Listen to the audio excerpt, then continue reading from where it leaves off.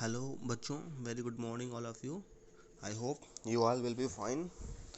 Students, in today's video we will discuss about natural resources.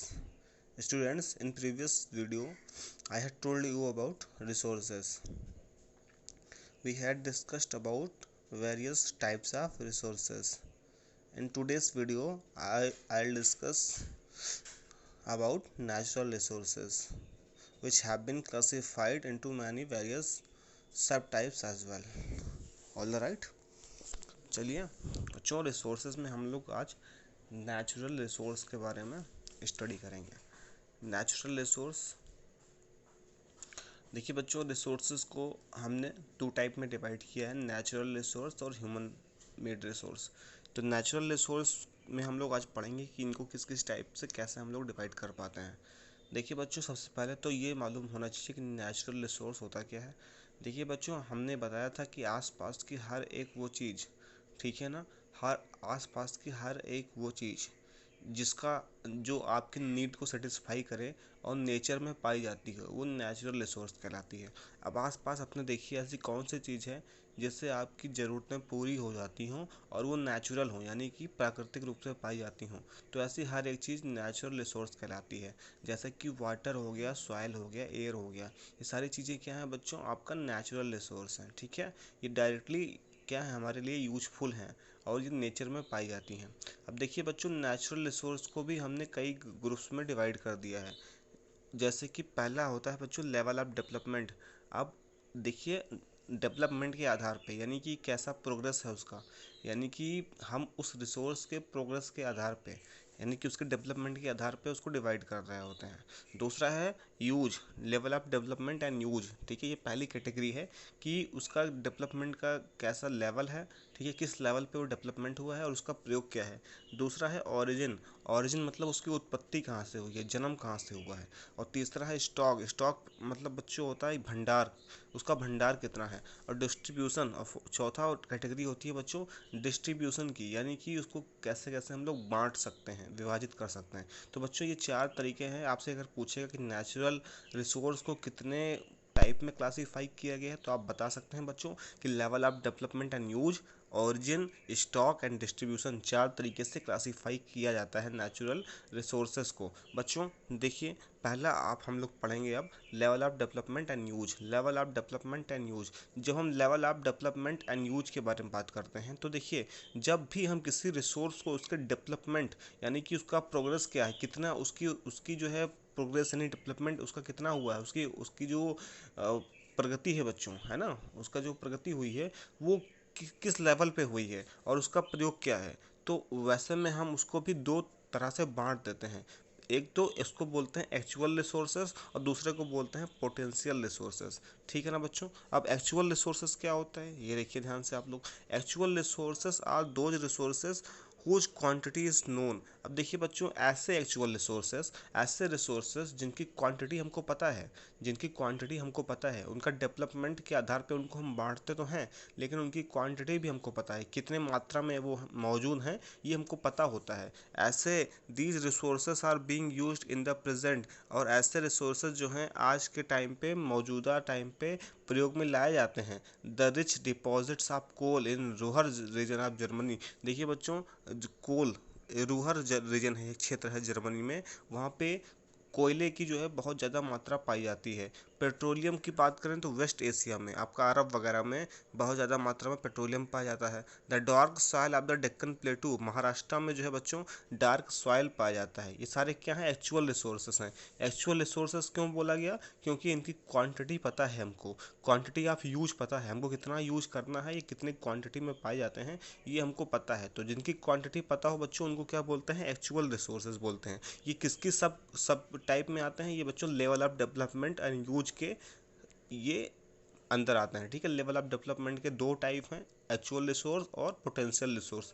Actual resource क्या होता है बच्चों, ऐसे रिसोर्सेस जिनका यूज लगातार हो रहा है और उनकी क्वांटिटी हमको पता है, उनको बोलते हैं बच्चों actual resources. Actual resources are those resources whose quantity is known and it is being used in present. ठीक है बच्चों, ऐसे रिसोर्सेज जिनकी क्वांटिटी हमको पता है और वो अभी मौजूदा टाइम पे यूज में लाए जा रहे हैं, ऐसे रिसोर्सेज को बोलते हैं एक्चुअल रिसोर्सेज। बच्चों, पोटेंशियल रिसोर्स क्या होता है? पोटेंशियल रिसोर्स ऐसे रिसोर्स होते हैं जिनकी हमको पूरी की पूरी क्वांटिटी नहीं पता, इसीलिए इनको प्रयोग में लाया नहीं जा सकता है। ठीक है, इनकी चूंकि हमें क्वांटिटी नहीं पता है, इसीलिए इनका प्रयोग में भी नहीं लाया जा सका। अब बच्चों, इनका लेवल ऑफ डेवलपमेंट अगर हम बात करें तो लेवल ऑफ डेवलपमेंट में ये अभी उतने डेवलप्ड नहीं हो पाए हैं कि इनको हम रिसोर्स के तौर पर यूज करें। क्यों? क्योंकि इनकी जो क्वांटिटी है हमको पता ही नहीं है अभी। हमको ये मालूम है कि ये पाए जाते हैं, लेकिन कितनी क्वांटिटी में पाए जाते हैं ये हमको नहीं पता। इसी वजह से इनका यूज नहीं हो पा रहा है। The level of technology we have present may not be advanced enough to easily utilise these resources. बच्चों देखिए, पोटेंशियल मतलब होता है धैर्य, यानी कि ऐसे रिसोर्सेज जिनका प्रयोग अभी हम नहीं कर पा रहे हैं।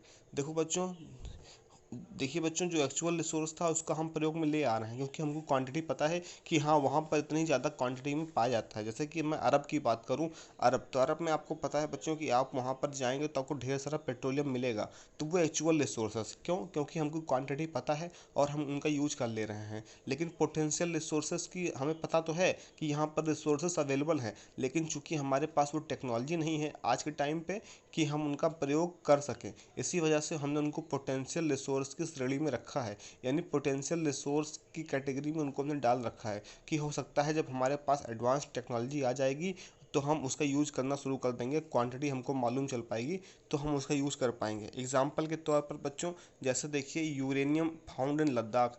लद्दाख में यूरेनियम पाया जाता है, लेकिन उसकी क्वांटिटी हमको नहीं पता है और ना ही हमारे पास वो एडवांस टेक्नोलॉजी है कि हम उसका यूज प्रेजेंट में कर सकें।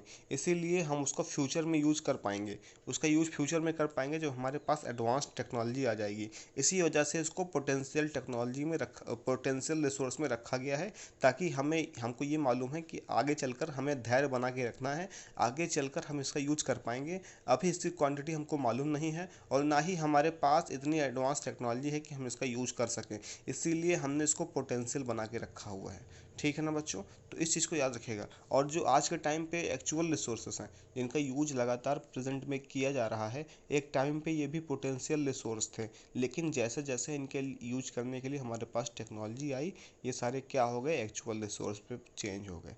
तो आई थिंक ये चीज़ें आपको समझ में आ गया होगा बच्चों। देखिए, today they are an actual resources, कह रहा बहुत साल पहले कुछ रिसोर्सेज जो कि पोटेंशियल थे हज़ारों साल पहले, आज वो क्या हैं, एक्चुअल रिसोर्स हैं।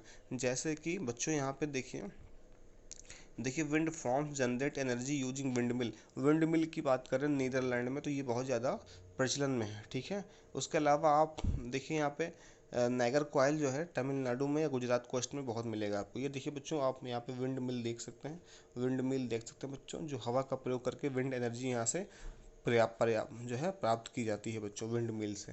ठीक है, तो ये क्या है, एक्चुअल रिसोर्सेस है। ये पहले भी मौजूद थे लेकिन हम इनका प्रयोग नहीं कर पा रहे थे, लेकिन आज करना शुरू कर दी हैं तो ये एक्चुअल रिसोर्स हो गया। चलिए बच्चों, आई होप कि ये चीज़ें आपको समझ में आई कि एक्चुअल रिसोर्स क्या होता है और पोटेंशियल रिसोर्स क्या होता है। बच्चों, दूसरी कैटेगरी आती है ओरिजिन। हमने आपको बताया था कि ओरिजिन की बेस पर बांट देते हैं हम। देखिए बच्चों, बेस्ड ऑन देयर ओरिजिन, अब ओरिजिन मतलब उत्पत्ति, उनका जन्म कहाँ से हुआ है, इस बेस पर अगर बात करें तो रिसोर्सेज को हम लोग टू टाइप में डिवाइड करते हैं, अबायोटिक और बायोटिक। बच्चों, बायोटिक क्या होता है? आप बायोस्फीयर जानते हैं क्या? बायोस्फीयर जानते हैं? बायोस्फीयर बच्चों बायोस्फीयर ऐसी चीज़ जहाँ पर आपका तीनों स्फीयर पाया जाता हो। एटमॉस्फेयर यानी हवा पाई जाती हो, उसके अलावा आपका लिथोस्फीयर यानी कि लैंड पाया जाता हो, और उसके अलावा आपको जो बच्चों हाइड्रोस्फीयर यानी कि वाटर पाया जाता हो। तीनों चीज़ें जहाँ पर पाई जाती हैं उनको बोलते हैं बायोस्फीयर। और बायोस्फीयर में मौजूद लिविंग ऑर्गेनिज्म ही क्या कहलाते हैं बच्चों आपके, वो बायोटिक कहलाते हैं। यानी कि लिविंग ऑर्गेनिज्म की बात करें, तो वो बायोटिक होते हैं, और नॉन लिविंग ऑर्गेनिज्म की बात करें तो वो क्या हो जाएंगे, अबायोटिक हो जाएंगे। बच्चों देखिए, सॉयल, रॉक एंड मिनरल्स।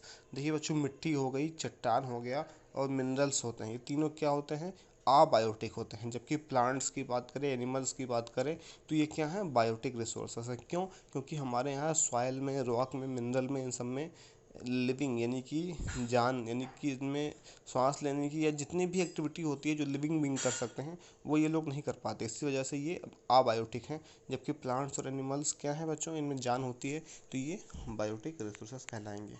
ठीक है, तो आई होप कि चीज़ें आप समझ पाए कि ओरिजिन के बेस पर यानी जन्म के आधार पर, उत्पत्ति के आधार पर दो तरह से हम लोग डिवाइड करते हैं, अबायोटिक और बायोटिक रिसोर्सेस। ठीक है ना। अब देखिए बच्चों, नेचुरल रिसोर्सेज को और भी हम लोग तरह से डिवाइड करते हैं, जैसे कि रिन्यूएबल और नॉन रिन्यूएबल रिसोर्सेज। ठीक है बच्चों, रिन्यूएबल रिसोर्सेज और नॉन रिन्यूएबल रिसोर्सेज। अब देखिए, रिन्यूएबल रिसोर्सेज क्या होता है। Renewable resources are those which get renewed और रिप्लेनिश्ड क्विकली। ऐसे रिसोर्सेज जिनको रिन्यू किया जा सकता है, यानी एक बार यूज करने के बाद उनको दोबारा से नया करके फिर से यूज में लाया जा सकता है। ठीक है, such resources are known as renewable resources. Renewable resources which can be renewed or replenished. देखिए बच्चों, रिप्लेनाइज्ड मतलब होता है उनको दोबारा से नया बना देना और फिर से वैसे प्रयोग में ले आना। ठीक है, चलिए अब ऐसे में एग्जांपल मैं आपको दूं तो एग्जांपल के तौर पर रिन्यूएबल रिसोर्सेज क्या होता है बच्चों। देखिए यहाँ पे अगर मैं वाटर की बात करूँ तो वाटर क्या है बच्चों, एक रिन्यूएबल रिसोर्सेज है। रिन्यूएबल रिसोर्सेज है क्यों, क्योंकि इसका यूज हम दोबारा से नया बनाकर कर सकते हैं। मान लीजिए आपको बारिश का पानी आता है, तो बारिश के पानी को हम क्या करते हैं, स्टोर कर सकते हैं और उनको दोबारा से हम उनको बच्चों यूज कर सकते हैं कहीं भी, है ना। इस तरह से वाटर जो होता है क्या करता है, इवापोरेट होकर फिर से ऊपर जाता है। ठीक है, और फिर से नीचे आता है, तो बार बार क्या रिन्यू होता रहता है ना, ऊपर जाएगा फिर नया होकर फिर नीचे आएगा, फिर ऊपर जाएगा फिर नीचे आएगा। इस तरह से ये साइकिल चलता रहता है। तो ये रिन्यूएबल रिसोर्सेज का एक एग्जाम्पल है बच्चों, वाटर, है ना। समझ गए आप। तो इस तरह से देखिए बच्चों, ये रिन्यूएबल रिसोर्सेज के एग्जाम्पल होते हैं जो कि बहुत सारी चीज़ों में पाए जाते हैं। तो इस चीज़ को आप याद रखेंगे। सॉइल भी इसी कैटेगरी में आता है बच्चों। ठीक है, लेकिन आज के टाइम पे क्या हो रहा है, शॉर्टेज, इनकी कमी हो रही है, जिनकी वजह से हमको बहुत सारी प्रॉब्लम झेलने को पड़ रही हैं।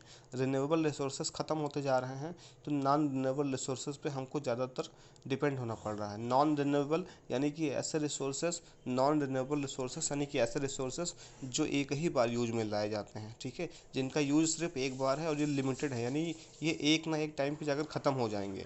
जैसे पेट्रोलियम बच्चों, पेट्रोलियम क्या है, सिर्फ एक बार यूज में लाया जा सकता है, उसके बाद इसको रिन्यू नहीं कर सकते। ये ख़त्म हो गया तो ख़त्म हो गया, और ये लिमिटेड बचा हुआ है, यानी ये ज़्यादा मात्रा में नहीं बचा हुआ है, अनलिमिटेड नहीं। ऐसा नहीं है कि बार बार एक बार ख़त्म हुआ तो दोबारा से फिर नया बन के उसी को प्रयोग में ले आएंगे और ये बार बार प्रयोग में आता रहेगा लाइफ टाइम। ऐसा नहीं हो सकता बच्चों। पेट्रोलियम हो गया, गैसेस हो गई, ये सारे क्या हैं, अनलिमिटेड हैं, यानी कि एक बार यूज होने के बाद ख़त्म हो जाएंगे। इसीलिए इनको नॉन रिन्यूएबल रिसोर्सेज बोला गया है। एग्जाम्पल जैसे कि पेट्रोलियम और नेचुरल गैसेस, ये क्या है, ये रिन्यूएबल नहीं है, नॉन रिन्यूएबल है, यानी कि एक टाइम पे चलकर ये ख़त्म हो जाएंगे। ठीक है बच्चों, अब देखिए आगे, on the basis of their distribution. अगर मैं डिस्ट्रीब्यूशन की बात करूँ तो रिसोर्सेज को भी दो टाइप में डिवाइड किया गया है। एक होता है बच्चों यूबिक्यूटियस और दूसरा localised. Ubiquitous and localised. Ubiquitous क्या है और लोकलाइज्ड क्या है बच्चों, देखिए आगे ध्यान से। Resources that are found everywhere. देखिए बच्चों, ऐसे रिसोर्सेज जो हर जगह पाए जाते हैं। ठीक है, लाइक द एयर, जैसे कि हवा जो हम सांस लेते हैं। ठीक है, उनको क्या बोलते हैं, उनको यूबिक्यूटियस बोलते हैं बच्चों, जो हर जगह पाए जाते हों। याद रखिएगा, जो हर जगह पाए जाते हैं। आपसे क्वेश्चन पूछेगा कि what are the resources which are found everywhere called. ठीक है, ऐसे रिसोर्सेज जो हर जगह पाए जाते हैं उनको क्या बोलते हैं, तो उनको बच्चों यूबिक्यूटियस बोलते हैं। ठीक है, ऐसे में आप याद रखिएगा, जैसे कि एयर वी ब्रीथ, तो ये क्या है, यूबिक्यूटियस है। उसके अलावा वाटर नहीं कह सकते बच्चों, वाटर हर जगह नहीं पाया जाता है, लेकिन एयर तो हर जगह पाया जाता है, क्योंकि उसके बिना आप जीवित नहीं रह सकते। ठीक है, चलिए, लेकिन और कुछ ऐसे भी होते हैं जो केवल कुछ निश्चित जगह पर पाए जाते हैं, हर जगह नहीं पाए जाते, कुछ खास खास जगहों पर पाए जाते हैं, कुछ पर्टिकुलर एरियाज़ में पाए जाते हैं, तो उनको बोलते हैं लोकलाइज्ड। जैसे कि आपका कॉपर हो गया, आयरन ओर हो गया, ये कुछ कुछ जगह पर ही पाए जाते हैं। कोल हो गया, तो इनको क्या बोलेंगे, लोकलाइज्ड बोलेंगे बच्चों, लोकलाइज्ड रिसोर्सेज। समझ में आया बच्चों, आई होप कि चीज़ें आपको समझ में आई। देखिए बच्चों, the distribution of natural resources, जो नेचुरल रिसोर्सेज होता है उनका जो डिस्ट्रीब्यूशन होता है वो डिपेंड करता है कुछ और चीज़ों पर भी। कहाँ कहाँ डिपेंड करता है बच्चों, वो डिपेंड करता है टेरेन। टेरेन क्या होता है बच्चों, बनावट क्या है, आपकी जगह की बनावट क्या है। जैसे कि मान लीजिए माउंटेनियस एरिया है या आपका फ्लैट है या फिर आपका वहाँ पे हाइड्रोस्फीयर है, ठीक है, या आइलैंड है, या क्या चीज़ है आपका टेरेन, मतलब कैसा है वहाँ की बनावट, क्या संरचना कैसी है, उस पर भी डिपेंड करता है। जिस तरह की बनावट होगी, जिस तरह की टेरेन होगी, उस तरह का रिसोर्स पाया जाएगा वहाँ पे। मान लीजिए बच्चों माउंटेन है तो वहाँ पे आपको फॉरेस्ट रिसोर्स पाया जाएगा, ठीक है बच्चों। हो सकता है आइलैंड हो तो वहाँ पे वाटर का रिसोर्स बहुत ज़्यादा रहेगा, ठीक है ना। इस तरह से मान लीजिए डेजर्ट है तो वहाँ पे बहुत सारा जो है आपको डेजर्ट का वहाँ पे रिसोर्स अवेलेबल रहेगा। तो ऐसे में अलग अलग टेरेन पे अलग अलग रिसोर्सेस अवेलेबल होते हैं। उसके अलावा क्लाइमेट भी बहुत बड़ा फैक्टर है बच्चों। क्लाइमेट भी जिस तरह से होगा उस तरह का वहाँ रिसोर्सेस पाया जाएगा, ठीक है। जैसे कि मान लीजिए कहीं बारिश बहुत ज़्यादा होती है तो ऐसे पे वहाँ पे दूसरा रिसोर्स पाया जाएगा, वाटर का रिसोर्स पाया जाएगा। मान लीजिए बारिश बहुत कम होती है, ना के बराबर होती है, हमेशा गर्मी रहती है, तो वहाँ पे बच्चों सॉइल वगैरह का बहुत अच्छी मात्रा में फर्टिलाइजेशन वगैरह होगा। तो ऐसे में एग्रीकल्चर का अच्छा रिसोर्स होगा वो मिट्टी, ठीक है। तो ऐसे में क्लाइमेट भी एक अच्छा अपना अलग जो है मैटर करती है। अब देखिए बच्चों, the distribution of resources is unequal. देखिए बच्चों, जो रिसोर्स होता है उनका डिस्ट्रीब्यूशन अनइक्वल है, यानी हर जगह बराबर बराबर नहीं है। क्यों? क्योंकि ये अलग अलग तरीके से पाए जाते हैं पूरे पूरे पृथ्वी पर। तो ऐसा नहीं कि हम बराबर तरीके से सबको बांट दें। जैसे मान लीजिए गोल्ड, तो गोल्ड तो बच्चों क्या है, गोल्ड तो लोकलाइज्ड है, यानी हर जगह पाया नहीं जाता। उसके अलावा बच्चों ये क्या है, ये अगर आप देखें तो ये जो है रिन्यूएबल भी है। तो ऐसे में इसको हम बहुत ही लिमिटेड भी है, ये साथ में लिमिटेड भी है बच्चों। तो लिमिटेड होने की वजह से क्या है, इसको हम ऐसा तो है नहीं कि हर जगह यूज कर, इसको हम बराबर बांट दें सबको, ठीक है। तो इस तरीके से अगर आप देखिए वाटर और गोल्ड दोनों ही रिसोर्सेस हैं, लेकिन डिफरेंस क्या है, वाटर तो बहुत पाया जाता है लेकिन गोल्ड नहीं पाया जाता। तो वाटर को हम जितना जितना ज़्यादा यूज में ला पाएंगे, क्या गोल्ड को भी उतना ज़्यादा यूज में ला पाएंगे? ऐसा पॉसिबल नहीं है ना। क्यों? क्योंकि इनकी क्वांटिटी डिफरेंट, और क्वांटिटी मैटर करती है, साथ में इनका ओरिजिन मैटर करता है, साथ में ये कहाँ कहाँ पाए जाते हैं, कितनी क्वांटिटी में पाए जाते हैं, ये भी मैटर करता है बच्चों। तो इसी वजह से ये हम बराबर बराबर इक्वल डिवाइड नहीं कर सकते, डिस्ट्रीब्यूट नहीं कर सकते रिसोर्सेज को। क्यों? क्योंकि अलग अलग फैक्टर्स हैं जो काफ़ी फ़र्क डालते हैं बच्चों, ठीक है। आई होप कि चीज़ें आपको समझ में आ गई होंगी। अब स्टूडेंट्स यहाँ पे देखिए ग्लॉसरी में लिखा हुआ है स्टॉक ऑफ रिसोर्सेस। स्टॉक क्या होता है बच्चों? तो it is the amount of resources available for use. जितना भी रिसोर्सेस हमारे पास अवेलेबल है प्रयोग में लाने के लिए, उनको बोलते हैं स्टॉक। आई होप समझ में आया होगा आपको। देखिए बच्चों, यहाँ पे एक्टिविटी दी गई है, let's do think of a few renewable resources. कह रहा है कुछ रिन्यूएबल रिसोर्सेज के बारे में सोचिए and maintain how their stock में get affected by overuse. और बताइए कैसे इनका जो यूज है वो क्या हो सकता है बच्चों, ख़राब हो सकता है, अफेक्ट हो सकता है। अगर हम इनको बहुत ज़्यादा यूज़ करेंगे, जितना यूज़ करना चाहिए उससे ज़्यादा यूज़ करेंगे, तो क्या होगा, एक दिन ये भी समाप्त हो जाएंगे। ऐसा कौन सा रिन्यूएबल रिसोर्सेस है, इसको आप लिस्ट बनाइए, ठीक है। ये काम आपको करना है। चलिए बच्चों, एक और देखिए यहाँ पे लिस्ट डू दिया गया है। Make a list of 5 human made resources. Human made resources के भी आपको 5 लिस्ट बनाने हैं जो आप अपने आसपास देख पा रहे हैं, ठीक है। डू यू नो, चलिए पढ़ लेते हैं बच्चों। देखिए human resources refer to the number. देखिए जो ह्यूमन रिसोर्स होता है वो क्या करता है, रिफ़र टू द नंबर, वो क्वांटिटी और एबिलिटी, ठीक है, लोगों के एबिलिटी और उनकी मात्रा, इन सब पे डिपेंड करता है, ठीक है।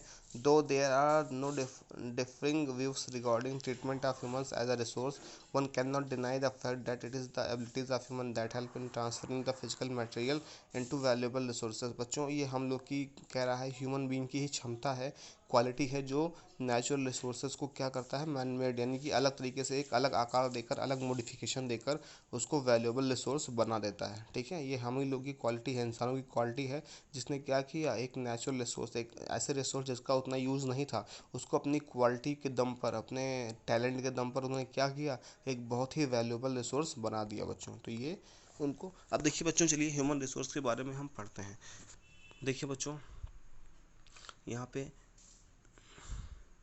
देखिए ह्यूमन रिसोर्सेज क्या होते हैं। People can make the best use of nature. जो इंसान होता है वो नेचर का बहुत अच्छे तरीके से यूज कर सकता है, उसको क्या करके, मॉडिफाई करके। मॉडिफाई करके मतलब क्या, जैसे मान लीजिए बच्चों आपके पास सॉइल है, सॉइल, ठीक है, मिट्टी है, जो कि क्या है, नेचुरल रिसोर्स है। अब बच्चों ह्यूमन बीइंग क्या करेगा, इसको यूज में लेके आएगा।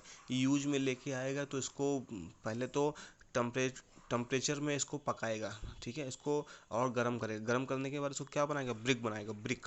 तो ब्रिक क्या हो गया, अब ब्रिक जो हो गया बच्चों मैन मेड रिसोर्स हुआ कि नहीं हुआ, ह्यूमन रिसोर्स हुआ कि नहीं हुआ, यानी कि इंसान ने क्या किया, नेचुरल रिसोर्स को मॉडिफाई करके उसका और बेहतर तरीके से प्रयोग करके उसको एक ऐसी चीज़ बना दी जो कि मैन मेड रिसोर्स हो गई, जिसका यूज अब आगे चल के अच्छी जगह पर होगा, टेक्नोलॉजी में होगा। तो बच्चों यही क्या कहलाता है, आपका मैन मेड रिसोर्स कहलाता है। यानी जब ह्यूमन क्या करता है, नेचुरल रिसोर्स को अपने टैलेंट, अपनी टेक्नोलॉजी का यूज करते हुए उसमें मॉडिफाई करता है और उसको यूजफुल बना देता है, तो वो क्या कहलाता है बच्चों, मैन मेड रिसोर्स कहलाता है। आई होप कि चीज़ें आप समझ पाए होंगे बच्चों, ठीक है ना। चलिए, तो हमने आपको शॉर्ट में समझा दिया कि ह्यूमन रिसोर्स क्या होते हैं बच्चों। देखिए, पीपल आर ह्यूमन रिसोर्सेज, बच्चों जो पीपल होते हैं वो भी ह्यूमन रिसोर्स होते हैं। Education and help in making people are valuable resource, improving the quality of people's skills so that they are able to create more resources is known as human resource development। बच्चों देखिए, human resource development क्या होते हैं, मान लीजिए जो human है, जो पीपल हैं, वो भी क्या है, पहले तो नेचुरल रिसोर्स थे, हम सारे क्या थे, नेचुरल रिसोर्स थे। लेकिन हमें एजुकेशन मिली, हमको टैलेंट मिला, हमको क्वालिटी मिली, और हम क्या हुआ, हमने अपने अंदर मॉडिफिकेशन किया और हम क्या बन गए, रिसोर्स बन गए। हमने काफ़ी कुछ उन्नति प्रगति की है इस समाज की, इस सोसाइटी की। इस वजह से हम क्या हो गए, हम भी ह्यूमन रिसोर्स कहलाए बच्चों, है ना। और इसी वजह से इन सब चीज़ों को, अगर मान लीजिए कोई भी चीज़ होती है उसमें क्वालिटी डालकर उसको मॉडिफाई कर दिया जाता है, तो वो क्या कहलाता है बच्चों, ह्यूमन रिसोर्स डेवलपमेंट कहलाता है। आई होप कि इतनी चीज़ें आपको क्लियर हो गई होंगी बच्चों। आगे हम लोग इसके बारे में पढ़ेंगे कि ह्यूमन रिसोर्सेज के और कौन कौन से काइंड्स होते हैं, क्या क्या इनमें और भी चीज़ें हम लोग पढ़ सकते हैं, और हमको कैसे रिसोर्सेज को कंजर्व करना है, बचा के रखना है, कैसे प्रिजर्व करना है, और क्या क्या चीज़ें हमें अपने रिसोर्सेज पर ध्यान देनी है, कैसे इसको मिसयूज से बचाना है, इसको हम अगले वीडियो में समझेंगे बच्चों, ठीक है। So that is it for today. Have a good day had. Thank you so much.